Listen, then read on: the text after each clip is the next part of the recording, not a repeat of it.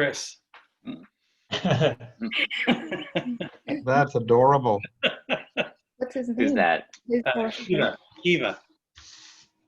What kind of dog? She's a Wheaten Terrier. Oh. She's a good dog. And her name again is what? Kiva. K-I-V-A? K-E-E-V-A, which is really just a little bit of a takeoff on a very common female Gaelic name called Quiva. Oh, really? And I won't tell you the spelling. How old is she? 2. Still young. Mine turns 13 next month, which is maybe why she's so critical of my work.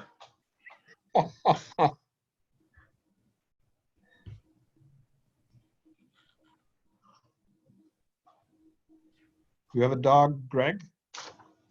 Yeah, hold on a sec. I have 2.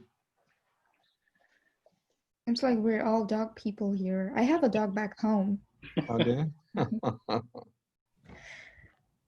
All right, another dog. This is Sam. Very cute. What kind of dog is that, exactly? He's some kind of sort of Chihuahua combo, maybe like a Chihuahua Fox Terrier, Jack Russell Terrier. We don't know. Oh, Anyway, how he old- was snoozing. I'm gonna let him get back to it. He's How 4. old is This he? is his adult 4. size. Yeah. Oh, okay. It's Sam, right? Yeah, that's him. Yeah, I maybe use them in a lecture at some point. Yeah.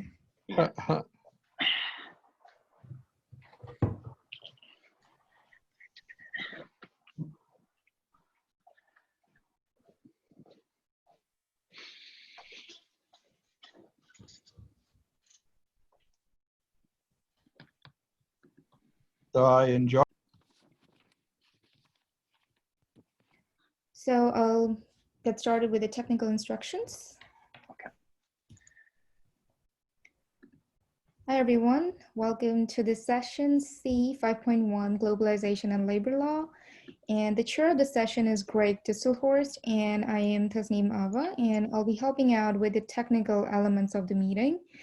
And you have all been muted upon entry to this session, and I ask you that you stay muted throughout the session. And when the time comes for questions, you can use the raise hand feature. You can click on the participant list on the bottom of the Zoom screen, and a new window will appear, and you'll see a blue raise hand button. And when you click this, your name will rise to the top of the participant list. So the chair or I will recognize you to ask your question. And at this point, you can also unmute yourself by clicking on the microphone icon at the bottom left of the Zoom window. And I can help with this when the time comes. But if you need help from me during the session, you can send me a note using the chat function. And click on the chat icon at the bottom of your Zoom window and write your note in the box provided. Make sure that you change the receiver from everyone to my name. And you can do that by clicking on the arrow beside where it says everyone. And other than this, please avoid using the public chat function because it's going to distract the audience as well as the presenters. And there are clap and thumbs up features available through the reactions icon. And for those of you who are joining us on the phone, just speak up when there is time for, when you wish to ask a question. Otherwise, we would recommend that please keep your phone muted. And the session is being recorded and it will be posted on the YouTube channel of the Canadian Industrial Association after the conference. And now I would like to turn it to the chair of the session. Thank you. Hi, everyone. I'm Greg Distelhorst. I work here at the University of Toronto at our Center for Industrial Relations and Human Resources. I'm really glad that you could be here for this panel this morning. So we're only going to have 2 presentations. And so I think the way that we're going to do this is the presenters will have about 20 minutes, and then we can take a little time between the presentations if there's questions and you want to engage with the presenter at all, and then move on to the second presentation today. This is on globalization and labor law. And one of the interesting different things that happens at a conference, if it happens to be about law, instead of some other social science discipline, is that you get some people who actually know and do law in the room to talk about it in the form of people who bridge between being lawyers and scholars. So really different from some of the other political science, at least where I was trained. So in our first presentation today, we'll have Brian Burkett. He's counsel at do you just say Fasken or do you say Fasken Law? I had that question for you as I was thinking about this. Just Fasken. Yeah. Just Fasken. Yeah, I like that. It's it's like Nike. It's a very good branding. So counsel at Fasken here in Toronto, which is a firm specializing in international business, where his remit is specifically management, labor relations, and employment law. A very storied career, also very highly engaged here at the Center for Industrial Relations and Human Resources. So he'll present first. His presentation is entitled Globalization, Reverse or Reform. Brian, please take it away. Thank you, Greg, and thank you, Tess, for organizing all of this. Just one sec. So to begin, there was a paper that I delivered at the 2018 World Congress in South Korea last year, or in 2018 actually. And to some extent, that was the canvas that I'm working from. It's obviously updated. We're now 2 years later.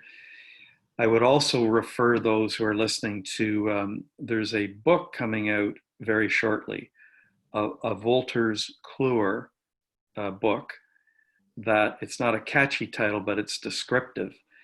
It's called Corporate Social Responsibility, Sustainable Business, Environment, Social, and Governance Frameworks for the 21st Century. I think this is an impressive book.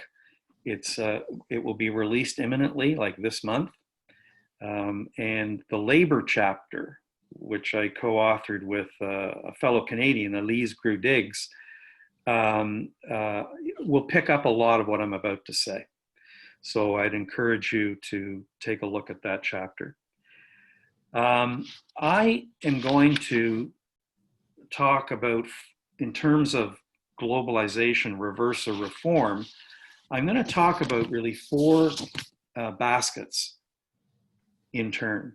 The first will be court developments, and I will be brief on that topic because Chris Davidson, who will follow me, will go into that basket more deeply than I will. I'll then talk about government activity that is related to the world of work and developments. Thirdly, civil society, just picking up the highlights in each one of these baskets. And then finally, an area that doesn't receive, I don't think, enough attention in our community, but has become quite significant in the corporate investor world.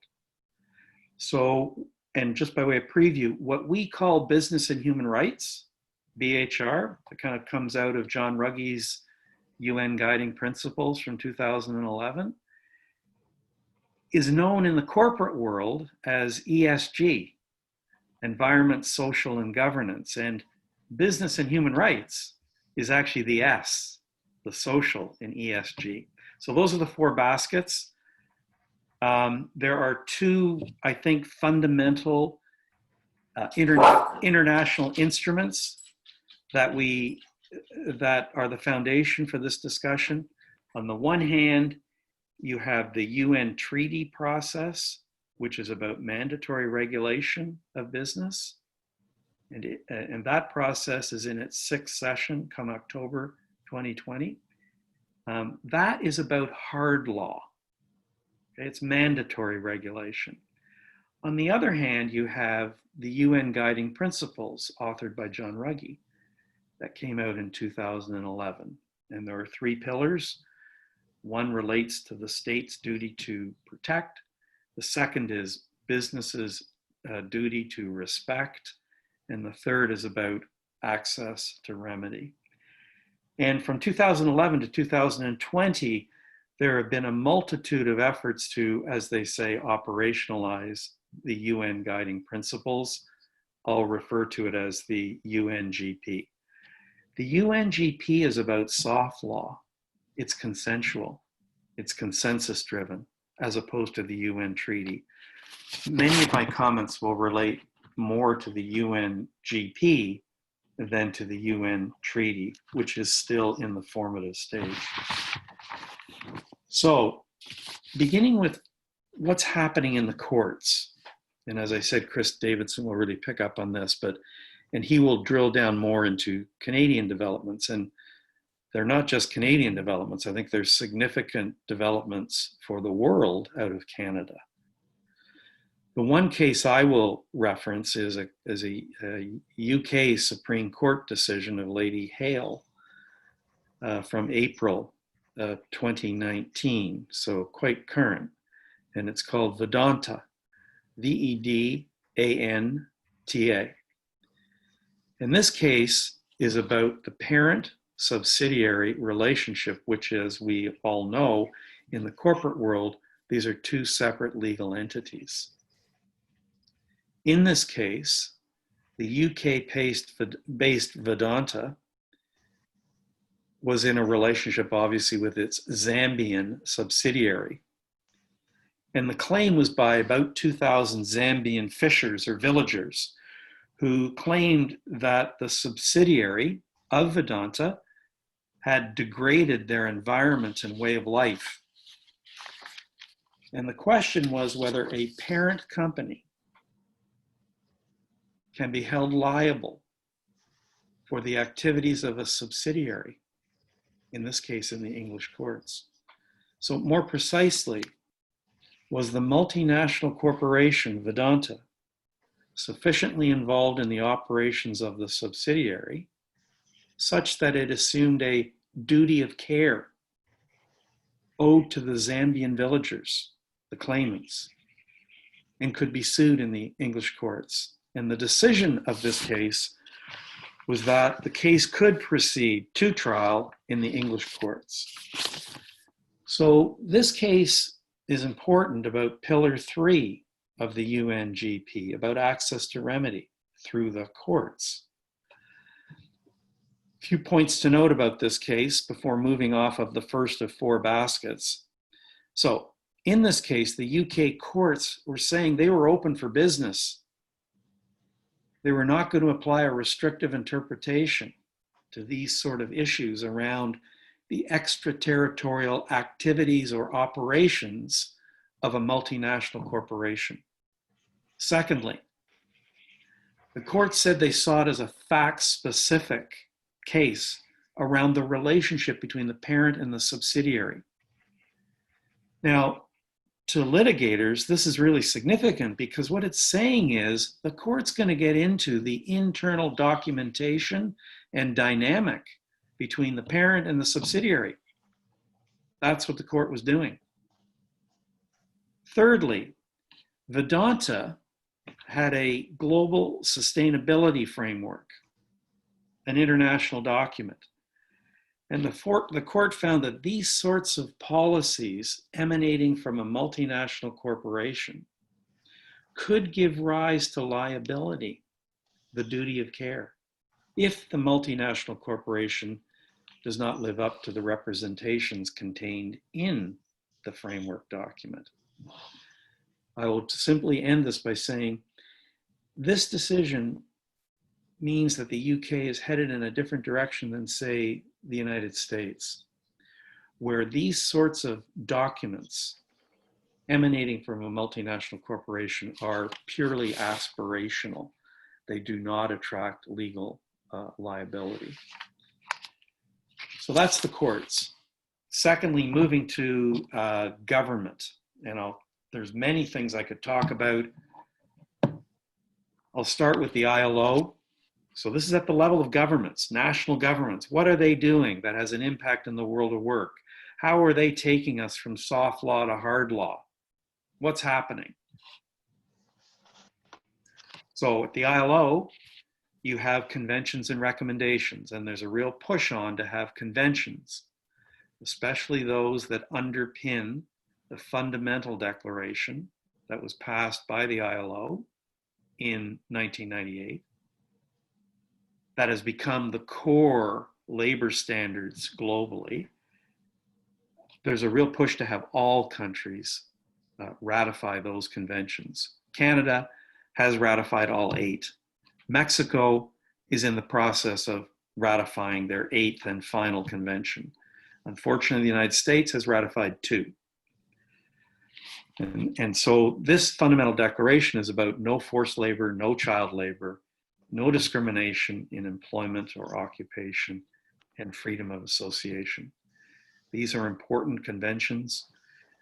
By the ILO's statistics, current statistics, there are 40 million modern slaves, 25 million of which are in forced marriages, and there are 150 million child laborers. These are significant conventions. So, pointing to another thing in respect of governments, in addition to the ILO, you have national action plans. National action plans were recommended by the UN Working Group on Business and Human Rights that emerged from the UNGP that was passed in 2011. And national action plans are policy statements by a national government about that country's intentions in respect of business and human rights. There are now over 25 jurisdictions that have national action plans. But the story doesn't stop there. It becomes more meaningful when you have jurisdictions that pass legislation that applies to multinational corporations and their extraterritorial presence.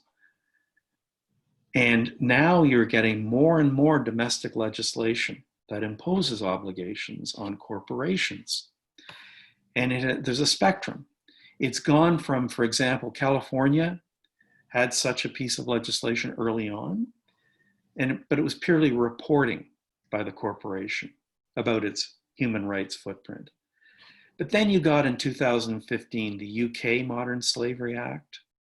In 2017, you had the duty of vigilance legislation in France. And these were becoming more meaningful. The most current development, prompted even further, I think, by the pandemic that we're in, is out of the EU, the 27 members of the EU, who seem to be taking the lead in terms of this sort of legislation that imposes compulsory due diligence requirements on each jurisdiction's multinational corporations and their international footprint, human rights footprint. So in the EU currently, it seems to follow whichever country is president of the EU, which is a 6-month term, but Germany, Norway, Finland, the Netherlands is very active in terms of this sort of legislative initiative. I will tell you that in my own country, Canada, there is a bill that has received first reading before the Senate, which is a bit of an unusual path. I think it's S211, which is a Modern Slavery Act, which is a bit unique, different than the UK and Australia, for example, because in addition to what you normally see in this legislation, the Canadian legislation, which is in bill form, imposes restrictions on imports where there is child labor or forced labor. So that's all I'll talk about in terms of government. That's the second of 4 baskets. The third basket, in addition to the courts and government activities, what's happening in civil society. Stakeholders, business, NGOs, workers, etc. And I will quickly point you to 2 places that I think are important. The first is what's known as the Hague Project.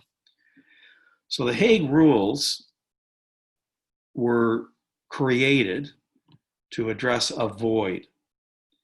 There's never been symmetry at the international stage between dispute resolution mechanisms dealing with commercial disputes and those dealing with human rights disputes. One of the authors to really pick up on this discrepancy early on in the context of trade deals was actually Lance Compa out of Cornell, where he could see the developments in terms of investor side disputes, but it wasn't there at the time of his writings, and to a certain degree still remains true, in terms of labor or human rights disputes at the international level. So the Hague Rules were created to address a void. And that void was, there was a need for an arbitration/mediation process to deal with unresolved human rights disputes arising out of international commerce. And after 4 or 5 years of hard work by a team of legal experts led by a former judge at the International Court of Justice, Bruno Sima, on December 12, 2019, the rules of arbitration, as well as some rules for panels that would have human rights/labor relations/dispute resolution expertise. It was released in the city of The Hague in a presentation, December 12, 2019, not that long ago. I will tell you, this is an important document to be read. It's the product of a very sound process that included a sounding board of over 200 other experts around the world from various backgrounds. It is very comprehensive. It is very clear. It is intended, because it's really arising out of the UN guiding principles. It's consensual. It's not mandatory, but the parties can sign on to it. If there's an unresolved human rights dispute arising out of international developments, you can sign on to these rules and have your dispute arbitrated and or mediated. The one reservation, and it's a personal view, and these are early days, is this. These rules are so extensive, they're quite exhaustive, that I worry that it's going to be a bridge too far for both sides to actually agree to use them. And so, for example, and maybe I'm putting on my management labor law hat here a little bit, but so in terms of these rules, you have provisions for class actions, for submissions by third persons with, quote, significant interest in the proceedings, for emergency arbitration and interim measures, for experts appointed by the arbitration tribunal, for full transparency around everything, the documentation, the publication of the proceedings, decisions. All of these are good in their own right, but taken as a whole, I worry that it's a bit of a bridge too far. So I'm not sure what the uptake will be. We will see. I'm not sure. But what I do notice is, I'll point you to the Bangladesh Accord. The first version of that was 2013 to 2018, then a new 3-year extension that augmented the mediation provisions to go with the arbitration provisions that you find in the Bangladesh Accord. So here there were 3 cases arising out of the Bangladesh Accord that were going to arbitration before the Permanent Court of Arbitration in the city of The Hague, as called for in the Accord. They were all resolved after mediation on the doorsteps of arbitration at the Permanent Court of Arbitration under confidential terms.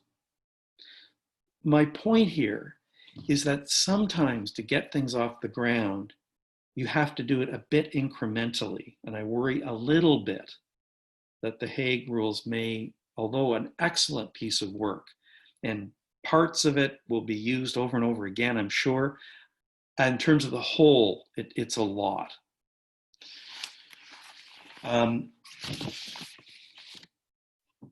I'll move quickly through this point, actually. The ABA, the American Bar Association, there's a couple of things underway. First off, the business law section, this is an important development, I think, is trying to draft contractual language and educate those involved in the global supply chain about how it should operate, including from a human rights perspective. And also, secondly, the Business and Human Rights Advisory Board project of the ABA Center for Human Rights. All of this, by the way, is contained in the labor chapter in the Kluwer's book. They're working on model contractual language where you can pick and choose the structure of your dispute resolution mechanism to resolve a human rights dispute. That brings me to my final basket, which is the corporate investor world and behavior within that world. Notice that I've now moved from 3 baskets that are external to the corporate world to a basket that's within the corporate world. And so for decades, we've had capitalism and the shareholder model, right? Milton Friedman in 1970 said, quote, "The social responsibility of business is to increase profits, period." We're now, and that's the shareholder primacy model. There is now some life being breathed into the social entity model, where the purpose of the corporation needs to reflect concern, not only with financial capital, but also its impact on human, social, and natural capital. In other words, people, planet, and profit, the triple bottom line. That's the social entity model. There are champions within the corporate world to the social entity model, including Larry Fink, the CEO at BlackRock. I'd encourage you to read his 2018 and 2019 open letters to CEOs, where he talks about the purpose corporation and the social license to operate. I'd refer you to the US Business Roundtable, chaired by Larry Diamond, the CEO of the largest bank in the United States, 188 members. And in August of 2019, they talked about a philosophical shift that was required within the capitalist world.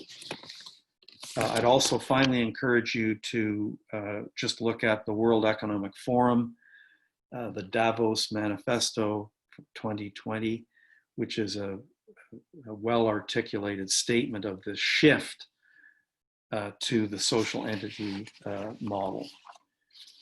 So just to repeat something I talked very briefly about at the beginning, this is about ESG, which is not the way we in the world of work community, we don't talk about this a lot. We talk about BHR. BHR, Business and Human Rights, is the S in ESG. It's the people side, whether it's workers within a global supply chain, whether it's employees, whether it's communities where the company operates, whether it's consumers. These are kind of the groupings of people. That's what ESG is. Now, why do I think it's important? Here's why. And this is my final point, Greg. And this is all pre-COVID. My sense is that this trajectory is accelerating because of COVID, but we're only 5 months into it. Pre-COVID, ESG investing accounted for nearly $31 trillion, or 25% of all assets under management worldwide. Okay, now remember, capital is the oxygen of a corporation. This upward trend in ESG, it's predicted that it will continue because millennials, those born between 1981 and 1996, they seem to have a heightened sense of the importance of sustainability as opposed to baby boomers. They are about to inherit $30 trillion or more from their baby boomer parents over the coming decades. So they're likely to head in the same direction. And then finally, you have the impact of the pandemic. And we all know, we all read history, we all have a sense that this is like a watershed moment, what we're going through, right? And when you come out of a moment where you have a triple crises, public health, social, and economic, things change. So what changes? Well, this may be one change. There may be a change in capitalism, and it may be prompted by this movement that's afoot within the capitalist world itself, in addition to what government, civil society, and so many others are doing. Greg, I think I went a bit long. I apologize. There you have it. No need to apologize at all. Thanks so much, Brian. So I want to give an opportunity between the two presentations for participants to ask questions if they have any. I will get started. So I was really interested in your discussion of the new bill working its way through the Canadian legislature, S211, I think you said, that would impose import restrictions based on whether, I assume whether production processes had involved forced labor or modern slavery.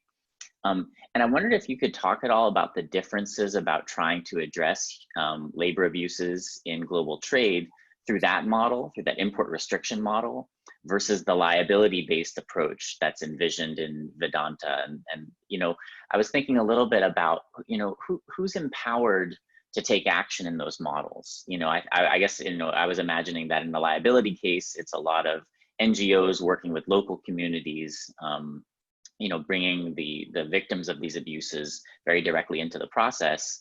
And then I was thinking, you know, I believe the US also has some hot goods provisions that allow it to prevent imports of goods produced under forced and slave labor conditions. And my impression is that that process is very like elite dominated by, you know, technocratic sort of government officials. And it really depends, you know, if it's an Obama Department of Labor versus a Trump Department of Labor. So anyway, I'm just curious about the differences between the import restriction model versus the liability model and trying to address these issues. Sorry to interrupt. We have a question from one of the participants as well. So I'll just read it out. Stephen wrote, has the Bangladesh Accord helped to improve pay, hours of work, working conditions, etc. for textile workers and others? So that's one of the questions that we have. Why don't I answer that last question first?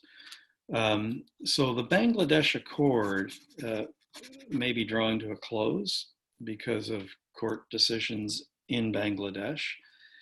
I think the real focus of the Bangladesh Accord, which I think was a more effective effort than the Bangladesh Alliance, which was another response to the Rana Plaza disaster in 2013, had a lot to do with occupational health and safety. So there have been a lot of audits of factories in Bangladesh.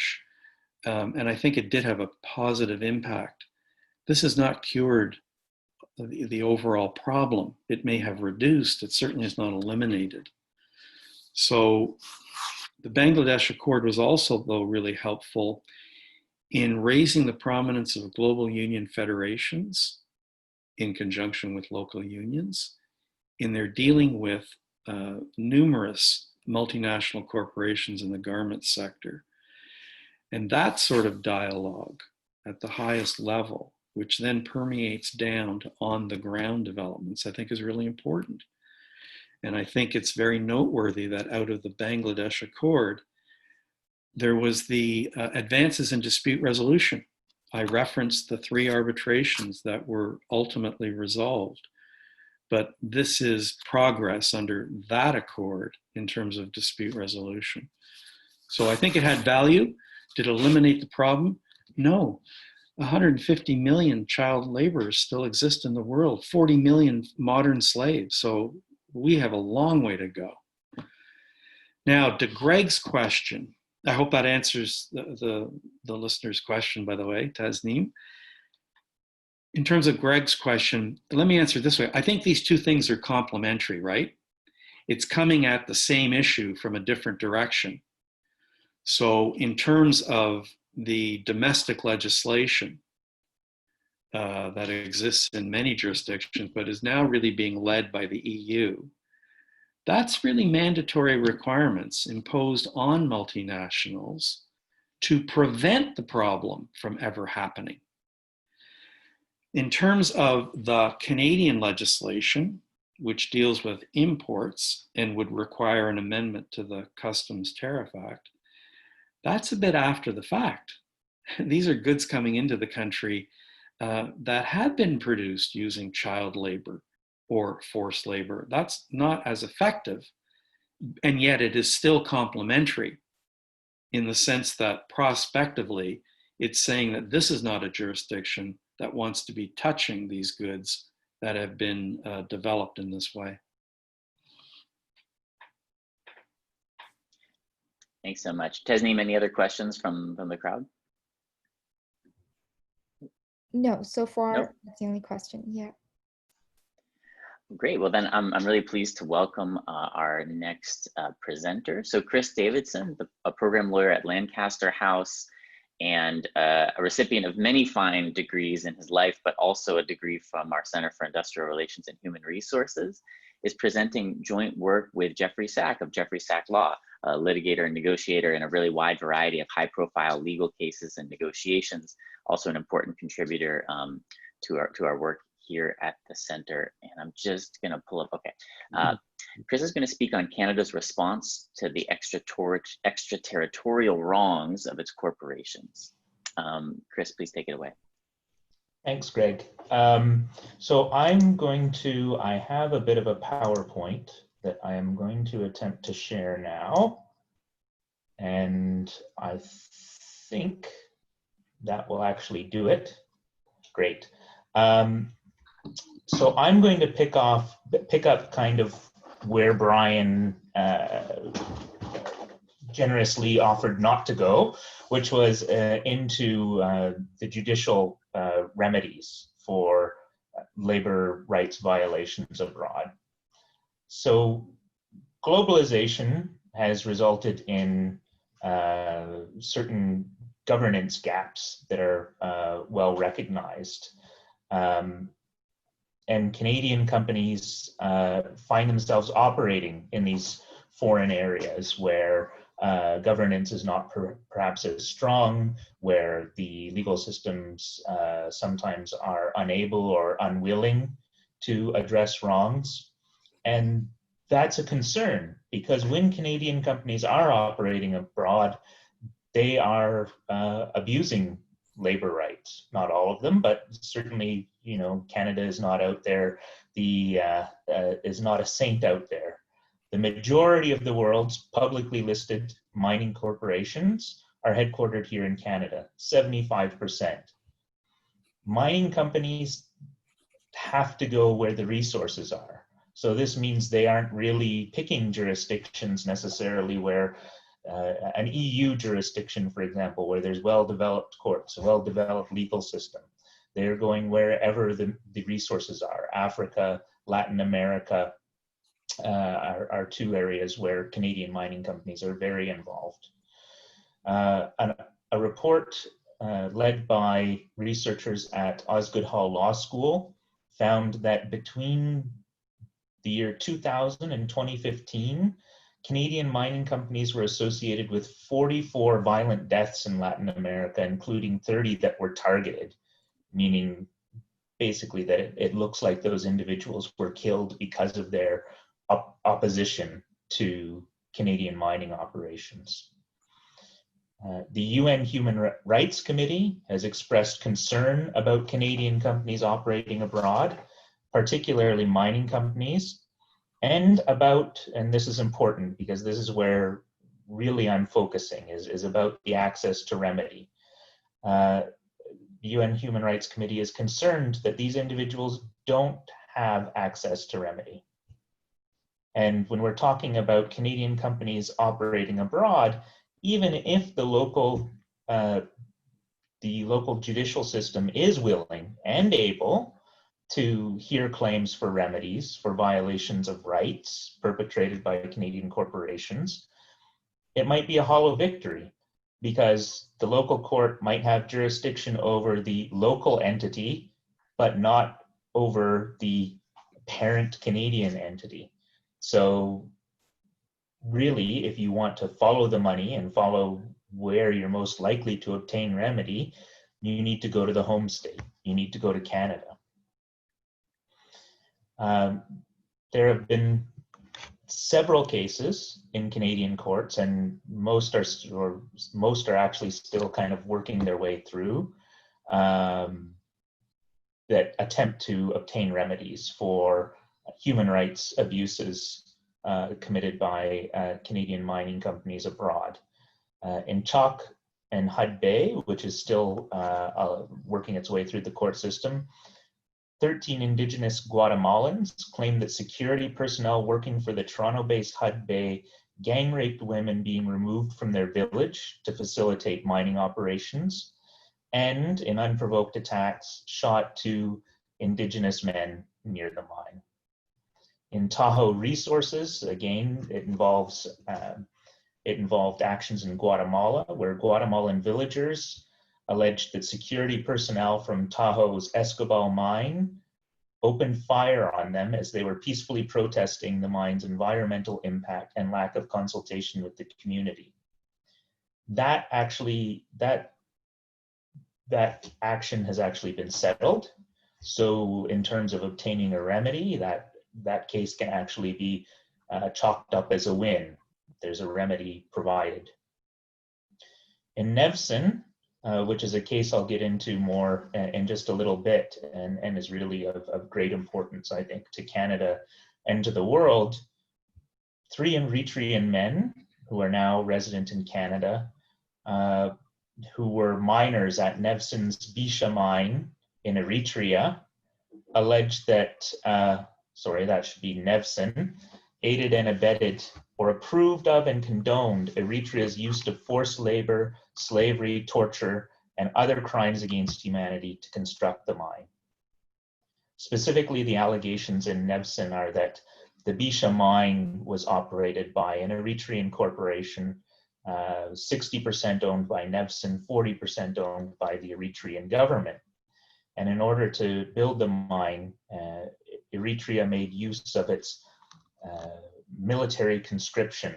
So all Eritrean men are supposed to be conscripted for military service. It was supposed to be time limited, but in actuality, Eritrea has turned this into open-ended service that is not strictly military in nature. It can be used on government projects, and one of those government projects was the Bisha mine, and that's where allegations of forced labor come from. Part of the allegations are that as punishment, workers were tortured, so they would be tied up with their hands and legs tied behind them and left in the hot sun for hours as punishment. So really shocking allegations about Canadian mining operations abroad. Then, of course, we have an issue that is certainly not unique to Canada, and that's global supply chains. So recently there was, we talked about the Bangladesh Accord, which came out of the Rana Plaza disaster. There was actually litigation in Canada attempting to obtain a remedy for some of the Bangladeshi workers who were killed or injured in the Rana Plaza factory collapse, because that factory produced clothing for Joe Fresh, which is owned by a large Canadian company, George Weston Limited, which is also known here in Canada as Lodz. Unfortunately, that action didn't go anywhere because the courts found that there was no duty of care between the Canadian company and the supplier in Bangladesh. Given the supply chain arrangements, the relationship was too remote. They couldn't hold George Weston liable for actions that another entity from whom it was buying goods, basically, in Bangladesh took. And that has now come to an end. So we have a problem. And Ian Binney, former Justice of the Supreme Court of Canada, basically pointed to the problem. You can't have a functioning global economy with a dysfunctional global legal system. There has to be somewhere, somehow, that people who feel that their rights have been trampled can attempt redress. So that's also reiterated in the UN's guiding principles that Brian talked about. There's the 3 pillars: the state duty to protect human rights, corporate duty to respect human rights, but then there's also this right to effective remedies, which I'm going to get into, specifically the state-based judicial mechanisms.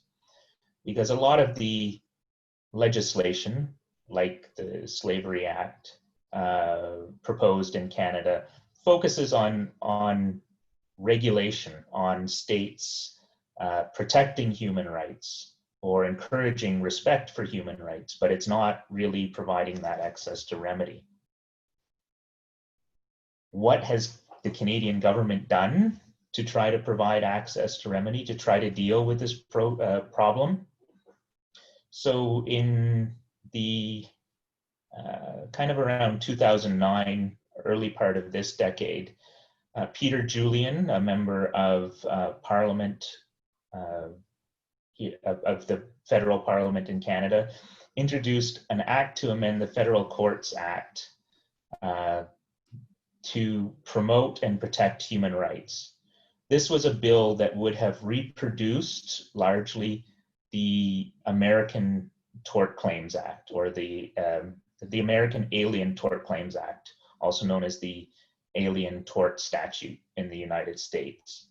It would have tasked Canadian federal courts with taking jurisdiction over claims against Canadian companies, or actually against anyone, the way it was worded, this draft legislation, claims against anyone for violations of fundamental human rights, including violations of any of the fundamental conventions of the ILO.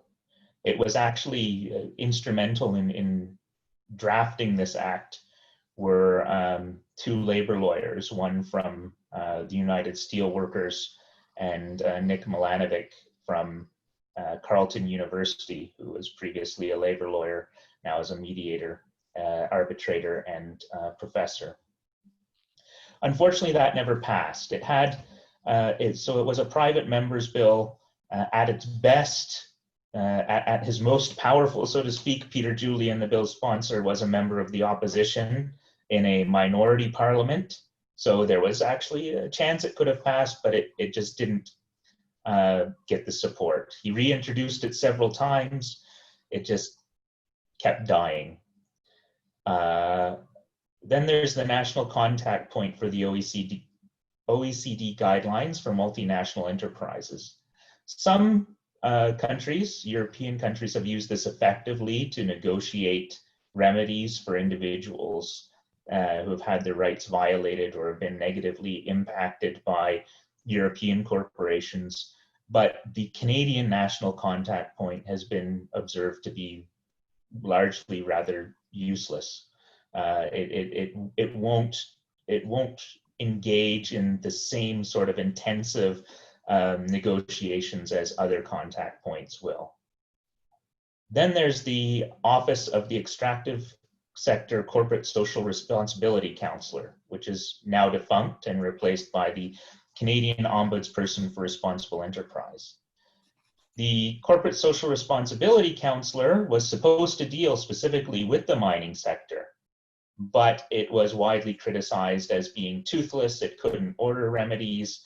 It wouldn't investigate without, or even become involved in any disputes without the consent of the Canadian company. So it was replaced with something that was supposed to have more teeth, the Canadian Ombudsperson for Responsible Enterprise. This was announced a couple years ago. It's just now getting up and functioning. It was supposed to be, the ombudsperson was supposed to be supported by an advisory committee of individuals from civil society, including NGOs and labor organizations. So at first it looked promising. It was promised that this ombudsperson would have the ability to subpoena testimony, to require people to testify, to provide evidence, at least before the ombudsperson's office. It could investigate, it was supposed to be tasked with investigating complaints or starting investigations on its own initiative. But in the process of getting this office up and running, civil society actors looking at, including labor groups, looking at how it was being structured, feared that it was being set up as another toothless institution, partly because the government was not promising or had reneged on its promise to give the office of the ombudsperson power to require companies to provide evidence. So it remains to be seen what the Canadian Ombudsperson for Responsible Enterprise will do, but it is already been renounced by Labor Party, labor representatives here in Canada. And of course, Brian talked about the Modern Slavery Act, which has been introduced in the Senate. That brings me to the courts, which is my main focus. So in order to obtain remedy, there are basically two main strategies, two litigation strategies that parties can follow. One is based on existing torts, where you claim that a Canadian company was negligent in not overseeing its security forces, for example, resulting in security forces injuring individuals in a foreign country. Or on nominate torts, saying actually, no, the company should be liable for the actual battery, the actual assault by security forces on individuals in a foreign country, for example, or other nominate torts, false imprisonment, etc.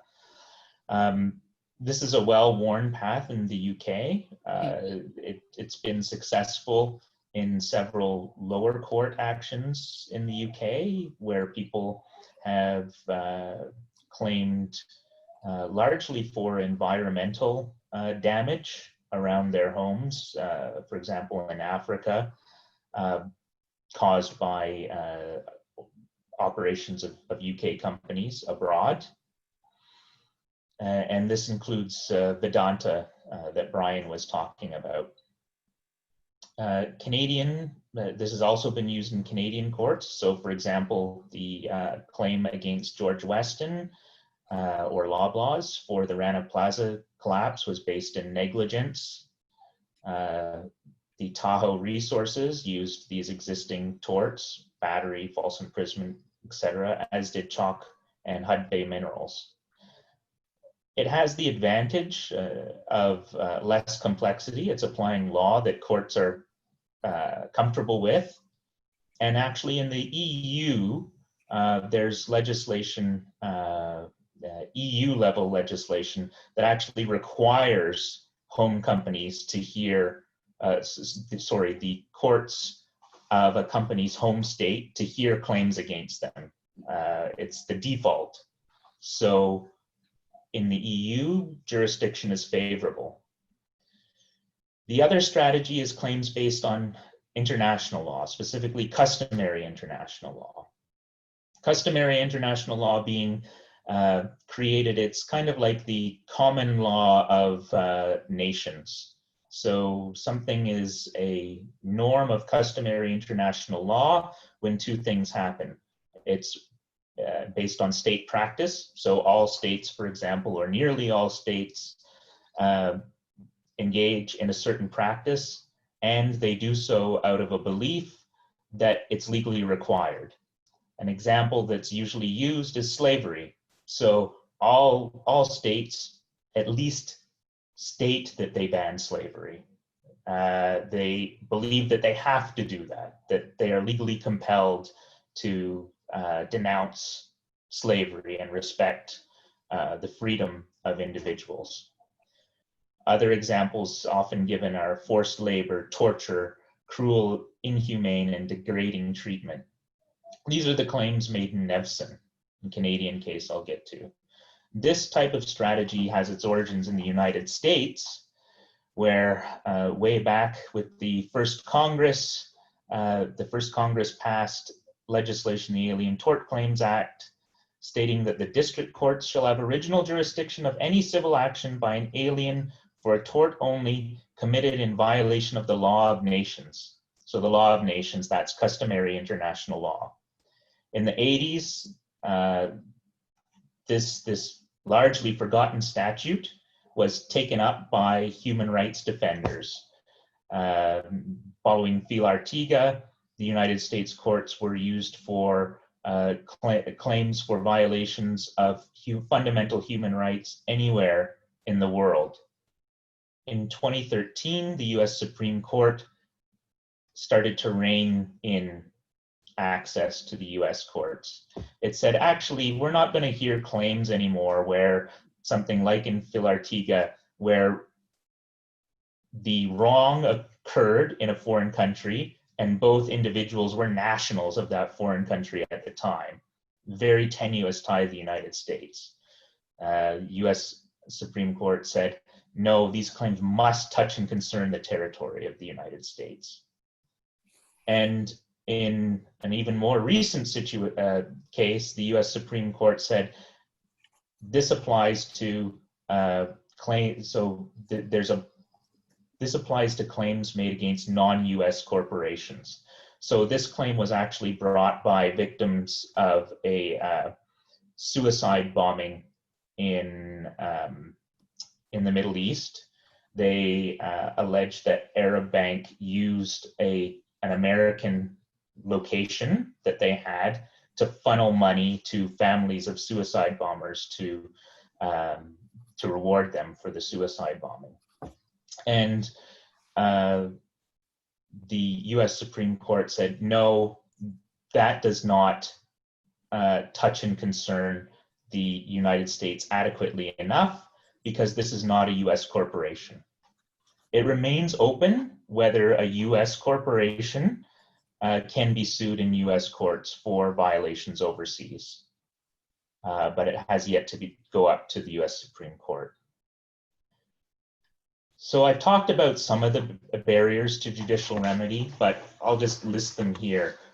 In all of these cases, when victims of human rights violations come before the court, they face these barriers. Uncertain jurisdiction. So it can be in the form of forum non-convenes, where the court has to decide if the place where the wrong occurred, where the violation of labor rights occurred, is actually the more appropriate place for an action to take place.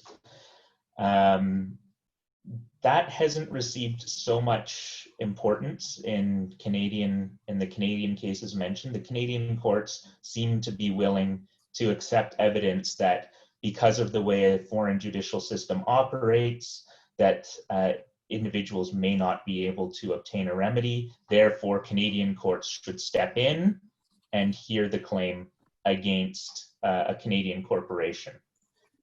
However, there also comes a choice of law issue. So what law do we apply to this wrong that occurred outside of Canada? Do we apply Canadian law? Or in the case of Guatemala, do we apply Guatemalan law? Or do we apply Bangladesh law, for example, in the Rana Plaza collapse? And in fact, the Canadian courts did determine that it was Bangladesh law that was applicable. That can create certain barriers because you have to bring in experts to testify about what is the content of foreign law. And also Canadian courts can't advance foreign law. They have to accept foreign law as it is, whereas if the Canadian courts deal with Canadian law, they can advance it incrementally. Then there's the uncertainty of claims based on customary international law. What's actually prohibited? There's no code out there stating these are fundamental norms of customary international law. You have to look to state practice, and you have to look to whether states are acting out of a sense of legal obligation to determine what customary international law is. Then there's also this very significant issue of whether corporations can be found liable for breaches of customary international law.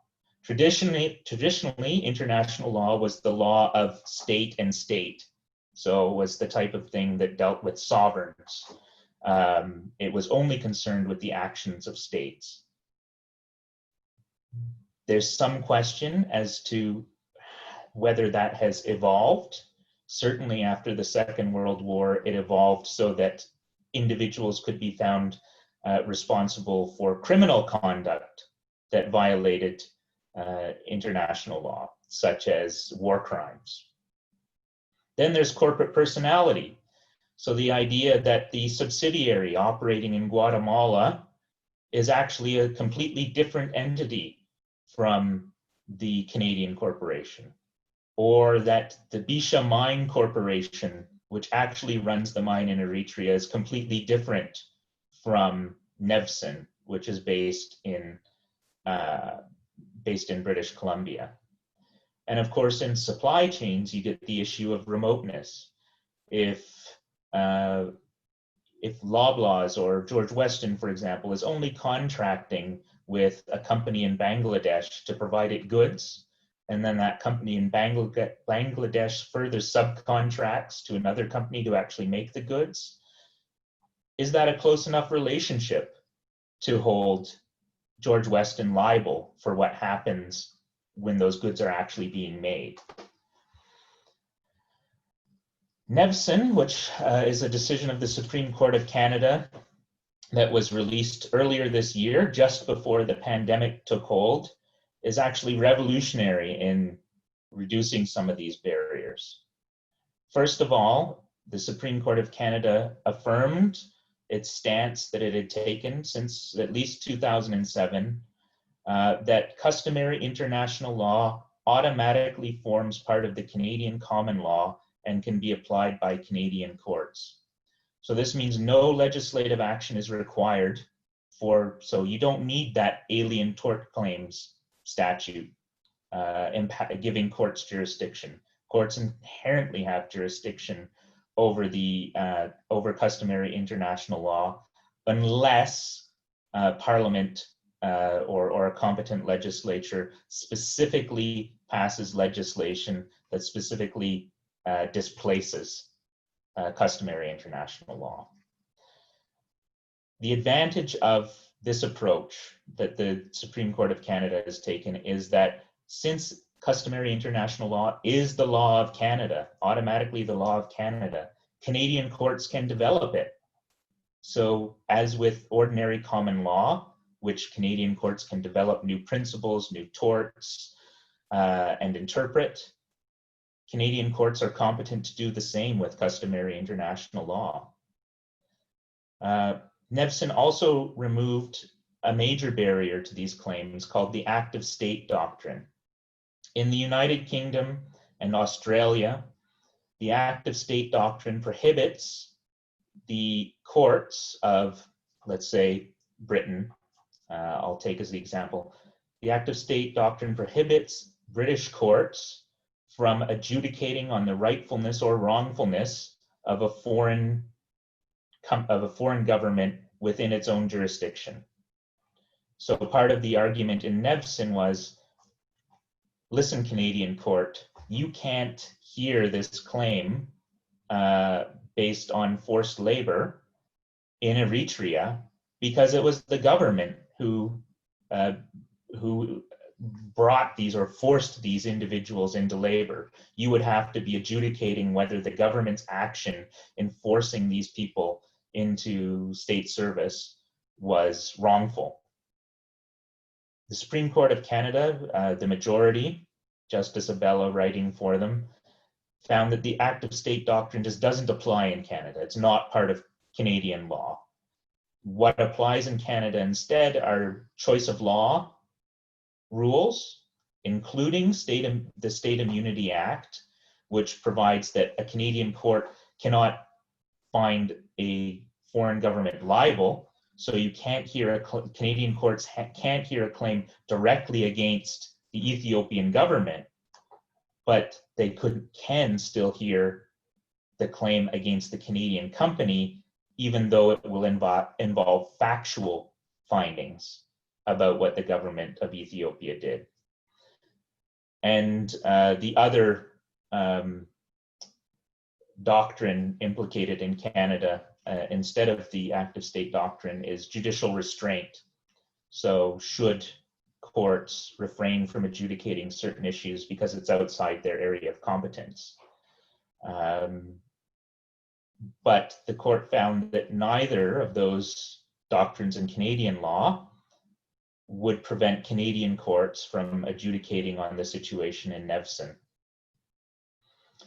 The court didn't adjudicate, didn't have to for the purposes. The issue before the Supreme Court of Canada actually was not to make a final determination about whether forced labor, for example, had occurred, but merely whether the action should be dismissed before it goes to findings of liability on the basis that the claims could not possibly succeed. The Supreme Court of Canada said, yes, the claims, there's enough air of reality here that the claims can succeed. And Justice Abella specifically dealt with the allegations of torture, forced labor, slavery, crimes against humanity. She said these are all well recognized norms of customary international law, and therefore it's possible that there's a claim for damages there, because where there is a right, there has to be a remedy, fundamental precept of the legal system. So she said, if these norms exist, and she found that they do, then there should be a remedy somewhere. She also dealt with this key issue that has been a barrier in US courts. US courts have split on whether corporations can be held liable for violations of international law, given the history that international law used to only apply to state actors. She said, no, we're not in the 16th century anymore. The law clearly has developed to the point where individuals and corporations as a type of legal individual can be held liable for violations of certain norms of customary international law. She left it to the trial court to find which of those norms of customary international law can actually apply to individuals or corporate actors. In the United States, the types of norms of customary international law that have been found to apply are slavery. So there's an obligation on individuals not to be slave traders. That obligation doesn't flow through states. Forced labor. And so it will be up to Canadian courts to fill that out and see which ones of these norms of customary international law apply directly to corporations. Going back to barriers to judicial remedy, it still leaves the idea of corporate personality, whether that presumed distinction between the Eritrean company and the Canadian company will prevent the Canadian company from being held liable.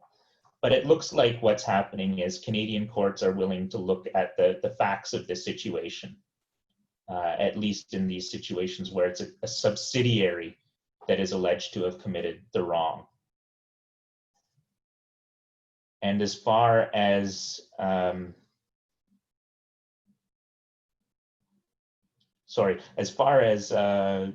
the content of customary international law goes, again, the Canadian Supreme Court said not only are they able to interpret it, they're able to advance it.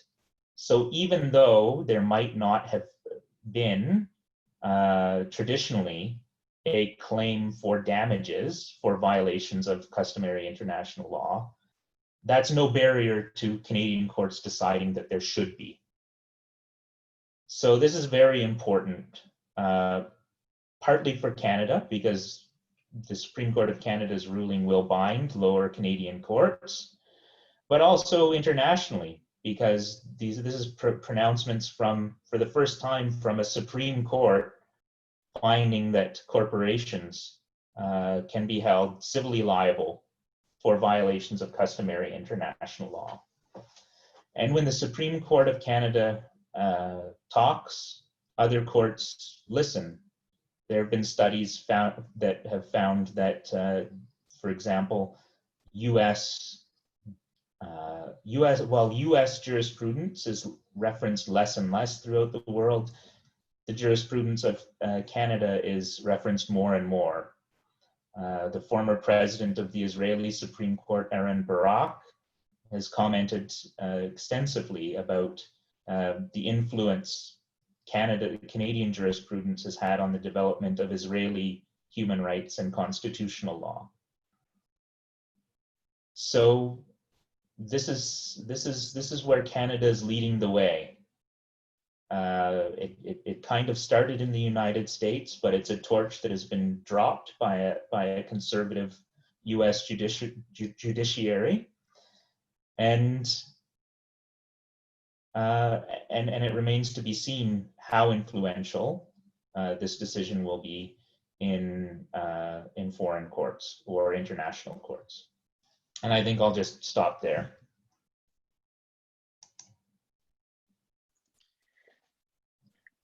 Chris, thanks so much. I took a lot of notes to further my own legal education in that presentation. So yeah, we have about 15 minutes left to discuss either presentation, either issues brought up in Chris and Jeffrey's talk, or also by Brian earlier. Tasneem, did you have any questions from the audience you'd like to read off? Not yet.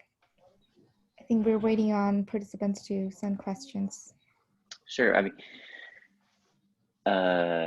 okay, one just came through from Stephen. He'd like to ask, does the Canadian Charter of Freedoms and Rights apply to the workers abroad of Canadian multinational corporations such as mining firms?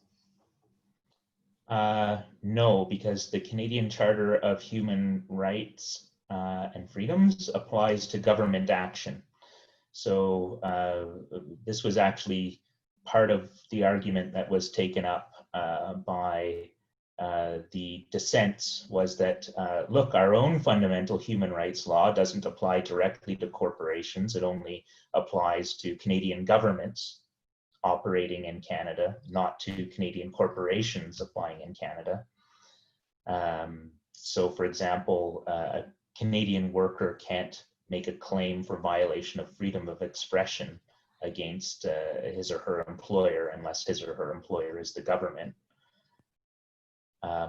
So the minority actually took that analogy up and said, hey, so why should fundamental international human rights law similar to the Charter actually apply directly to these private actors, corporations? But the majority rejected that. Thanks. And another question is coming through in the chat from Anil Verma. He wants to hear more about the Government of Canada's position on this. We've talked a little bit about S211. Are there additional proposals to revise the law to hold Canadian corporations more accountable? And also, to what extent have Canadian courts welcomed input from NGOs in this process?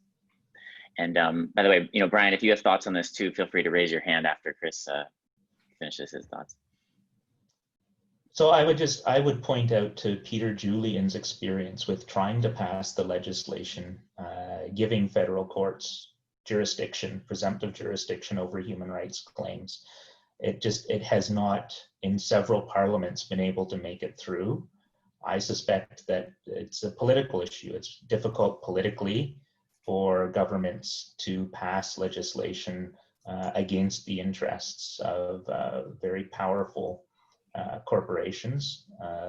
I think the Canadian Canadian legislatures might be loath to be seen to driving business away, because certainly one impact of the Nevson decision that you can imagine is 75% of mining companies are based in Canada now. Oh, maybe they better go relocate somewhere else where the court hasn't said, actually, we're going to apply customary international law directly. And as far as Canadian courts and NGOs, most of these, certainly in Nevson, there was extensive intervention by NGOs at that level, and most of the workers are supported in some way by NGOs. I take Hey, Brian, do you want to give a thought? an answer to Anil's question. So I think, first off, we're a federal state, so it's not just the federal government, it's provincial governments as well. But concentrating on the federal government, I think you can analyze it by looking at what do they do within the country, and then what do they do externally. So in terms of domestically, I don't think there's much doubt that the current federal government, which is in its second mandate, pays a lot of attention to social issues in terms of its legislative initiatives. And in this sense, they serve as, I think, a model if anyone wishes to observe what's happening within Canada. So that's number one. And then number two, in terms of on the international stage, well, again, this federal government, I think, there's a catalog of activities that I think have been quite positive. You see it, for example, in their ratification of all 8 of the conventions that underlie the Fundamental Declaration.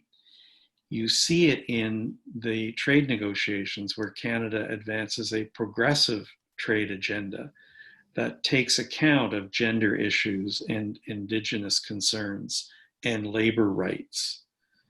I was just on a call yesterday because the new NAFTA, CUSMA, is coming into effect July 1, where it was apparent to all those on the call that through the negotiations involving the new NAFTA, the federal government has developed a very strong relationship with the labor movement in Canada.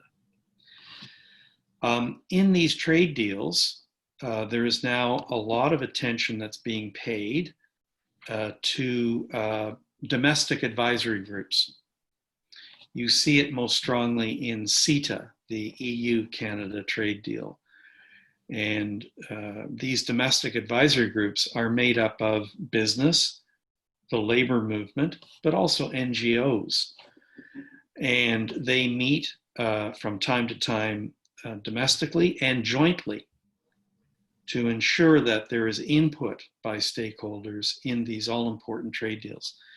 So why am I pointing to trade deals? Because it is important, and I made this comment following the Minister Tassie's remarks yesterday. It's important to find the balance between economic development and social progress. It's not one or the other. It's both in some kind of balance that's sustainable. So you do want to create wealth so that you can distribute the wealth properly. Referring finally to the remarks after Minister Tassie's opening presentation, in her mandate from the Prime Minister of Canada, she's mandated to speak to all of these groups within Canadian society, nonprofit, NGOs, business, labor, in both official languages. This is very much on the mind of our current federal government. So are we perfect? No, like very far from it. But are we trying? Are we headed in the right direction? Is our heart in the right place? I think the answer is yes, around what is a very complicated issue. We're not trying to destroy our economy. We're trying to build our economy in a way that provides social justice. I remember just one final comment. I remember when I first started at the ILO in the mid-1990s on the governing council. the governing body. And the two sides are just at each other. Social progress, economic development. And then finally, and I think it had a lot to do with the then Director General of the ILO, Juan Somavia out of Chile, who was responsible for the decent work agenda. And I thought that was one of the first times that the ILO said, you know what?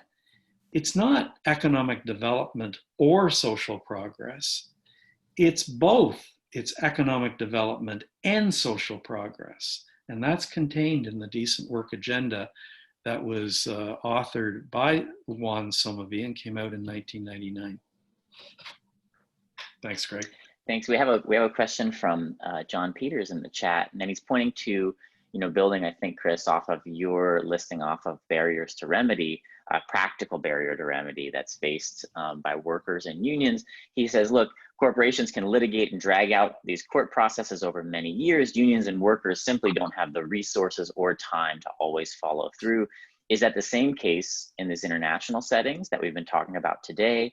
Are they similarly dragged out? Are there, is there a case to be made for changes that provide better financial or legal resources for unions and workers? Or I'll add my, asterisk, or finding ways to speed up these processes and make them less financially burdensome to the participants.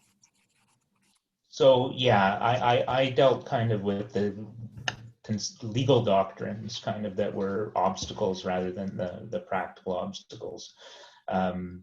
The resources it takes to mount a claim against a transnational corporation, definitely a barrier. To litigate in the courts, definitely a barrier. Tremendously expensive to litigate in Canadian courts. You see this, the Hud Bay case. I think the decision I referenced in Hud Bay was from 2013 and is still in front of the courts, right? So that's 7 years, and already it had been in front of the courts several years. This is actually an issue that has come up in the UK in this type of litigation. There is legal aid available to individuals in the UK for civil litigation, some civil litigation of this type. And that was actually a factor that British courts took into account in assuming jurisdiction. They looked and they said, oh, if they make a claim in this other jurisdiction, they won't be able to receive any aid. They won't have the resources to make their claim. Whereas if they make it here in the UK, there is some public funding available. In Canada, there's not any that I know of, any government funding available for these types of claims. Greg, could I just add a couple of points? Please do. First off, to back it up a little bit, there are some who would say that although these are important court decisions and our progress, that may not be the ideal forum to deal with unresolved human rights disputes arising from the international arena. This is why the work of civil society, such as the Hague Project, is important. We're really identifying some of the problems when you're dealing with the court system in a national jurisdiction. Secondly, and finally, I went over it quickly, but it is noteworthy that in the heart of capitalism, the US, the American Bar Association, the business law section, and I would suggest that corporate lawyers are often in the inner sanctum of corporate activity, that they are not, maybe there's some corporations where they say, you know what, let them sue, it'll take them forever, it's very expensive.